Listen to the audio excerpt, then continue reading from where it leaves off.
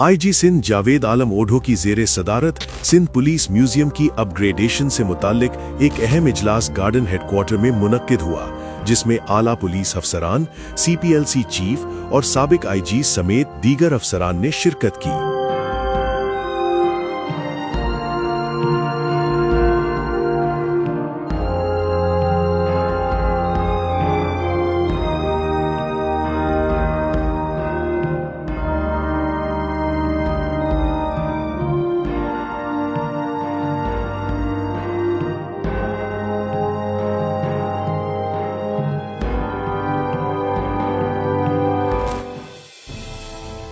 इजलास में म्यूजियम के क्यूरेटर सऊद मिर्जा ने म्यूजियम के क़याम, अगराज़ व मकासिद, नायाब अशिया, तारीखी दस्तावेज़ात, हथियारों और आलमी पुलिस म्यूजियम्स के मॉडल्स पर तफसीली ब्रीफिंग दी।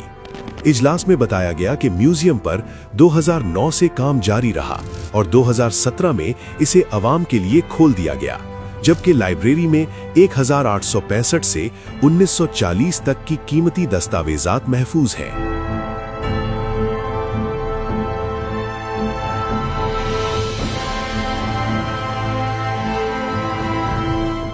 सऊद मिर्जा ने अपग्रेडेशन के लिए हाजिर सर्विस और रिटायर्ड अफसरान के ताउन की जरूरत पर जोर दिया और नायाब दस्तावेज़ात और तस्वीर अतिया करने की अपील की।